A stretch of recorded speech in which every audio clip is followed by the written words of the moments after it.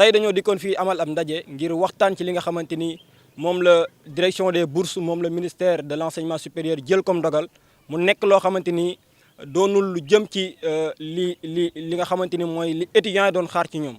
parce que bu ñu jëlee décision coupé ñi nga xamante ni ñoom ñoo nekk fin de cycle licence itam nekk fin de cycle master te itam ñi ngi nekk ci seen cursus di ko continuer loolu ndogal la boo xamante ni jël nañ ko te arrangé wu li nga xamante ni mooy les étudiants yi nga xamante ni ñoo nekk ci université yëpp ci Sénégal waaye itam rawatina fii ci université Iba Der Thiam bu Thiès. kenn umpalewul ni loolu yi nga xamante ni mooy jumtukaay boobu di bourse yi ci la étudiants yi doon parvenir ngir mën a fay seen ay loyer ndax ñoom ñooñee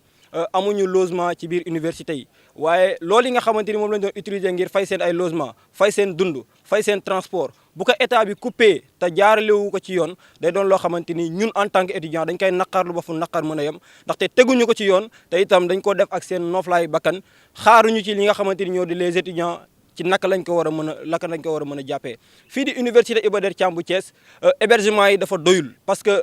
campus bi nga xamante ni moom la ñu am muy ñaari pavillon képp la dafa fees dell ba fi nga xamante ni fi lañ nekk étudiants yi ñu am ngir mën leen loger mënuñ leen loger ñu dolli ci loolu ñu bëgg a jël daan ñi nga xamante ni ñoo doon jël ak seen i propre moyen di seen bourse di ci fay seen logement di ci fay seen transport di ci fay seen lekk ñu bëgg a nangu loolu nga xamante ni seen àq la ak seen yelleef du lu ñu leen may du lu ñu leen sarax du benn privilège mbaaye mbir la moo xamante ni dañ ko doon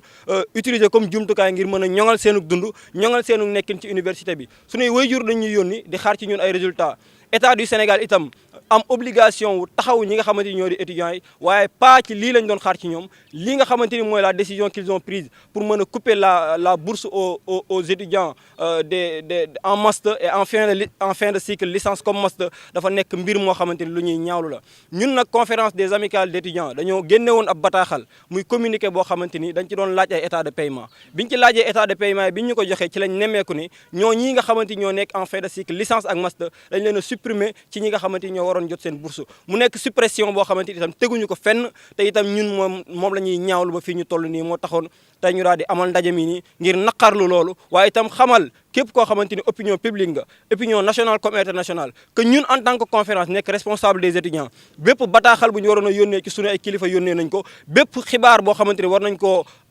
jàllale leen ko ngir ñu xam sunu naqar def nañ ko waaye itam boobu ba léegi ñi ngi xaar gisuñu lenn loo xamante ni changement la bu ci am ñuy xamal ñi nga xamante ni ñoo di les autorités que ne ñi ngi leen di xaar fii ak bis yu néew bu ñu deful li nga xamante ni moom la ñuy xaar ci ñoom ngir delloo étudiants yi ak yelleef bi ñu amoon nañu xam ne fi ñu tegoon suñu tànk ci mot d'ordre boobu duñ ko yëkkati te danañ dikk ak nu mu gën a safee parce que lii ñun ñoo ko moom donc lii ñu moom muy suñu bourse di àq ak yelleef boo xamante ni ñun en tant que étudiant moom la ñu am ngir mën a ñoŋal suñu dund bu ñu ko bëggee nangu ci ñun danañ taxaw te itam ñu ngi leen di lancer bataaxal di leen xamal ne Bassirou Faye Balla Gaye ak Fallou Sène war na doy misaal ci ñoom ngir ñu bàyyi xel étudiants yi bu baax a baax a baax donc beneen bi nga xamante ni itam moom la ñu bëggoon a lancer un appel à l'état du Sénégal nañu xam ne université bu Thiès dafa fees dell amuñu infrastructure pédagogique amuñu infrastructure sociale te loolu noonu dafa doon loo xamante ni day ñoŋal nekk ni étudiant bi tey privilège du benn privilège waaye itam àqam la ak yelleefam étudiants yi ñu ngi tëdd ci chambre yi à 15 personnes te loolu teguñu ko fenn doonul les règles doonul benn norme sanitaire suñu pavillon 1000 lii mu ngi bëgg a yàgg boobu ba léegi ñu ngi koy xaar te itam nguur gu ñëw ba dem di ñu xaarloo ay semaine ak ay mois ñu ngi leen di lancer un appel solennel nañu xam ne pavillon 1000 lii ñun ñoo ko moom te itam boobu ba léegi ñu ngi koy xaar te mi ngi bëgg a yàgg te itam loolu boole nañ ko suñu mot d'ordre bis bu ñu ko livré nu mu gën a gaawee danañ yëngalaat te bi ñu yëngalaatee duñ bàyyi benn yoon te jotuñ ci. Aujourd'hui, nous sommes venus pour parler de la situation qui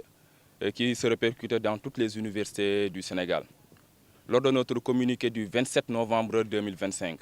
nous avons fustigé le fait que la direction des bourses ait retardé la transmission de nos états de paiement. Et après ce communiqué-là, ce qui est malheureux est que nous avons reçu ces états de paiement. Mais les étudiants en fin de cycle, que ce soit en licence 3, que ce soit en master 2, ont été retirés de la liste des boursiers, ce qui est anormal. Aujourd'hui, il faut comprendre qu'ici à l'université Iba Der Thiam de Thiès, le manque criard d'infrastructures est un problème majeur.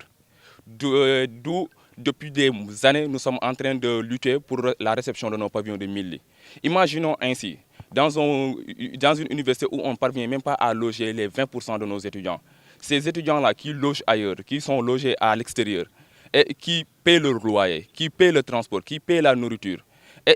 la politique à l'université Iba Der Thiam de Thiès est que les étudiants de master, les étudiants anciens doivent libérer la place à leur carré pour qu'ils puissent être accueillis dans de bonnes conditions. Et si, par faute d'infrastructure, qui est de la faute de l'État, aujourd'hui, ces étudiants-là sont dehors, sont dans de mauvaises conditions, et qu'on vient couper leur bourse, par quoi ils vont survivre? Ça, c'est une situation anormale. Et l'État du Sénégal a pris une décision que nous pouvons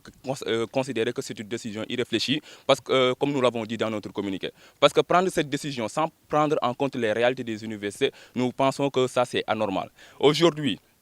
l'université Iba Der Thiam de Thiès, toutes les autres universités ont déjà des acquis. Et aujourd'hui, il faut comprendre que la bourse, ce n'est pas un privilège. La bourse, c'est un moyen pour garantir la dignité des étudiants. La dignité est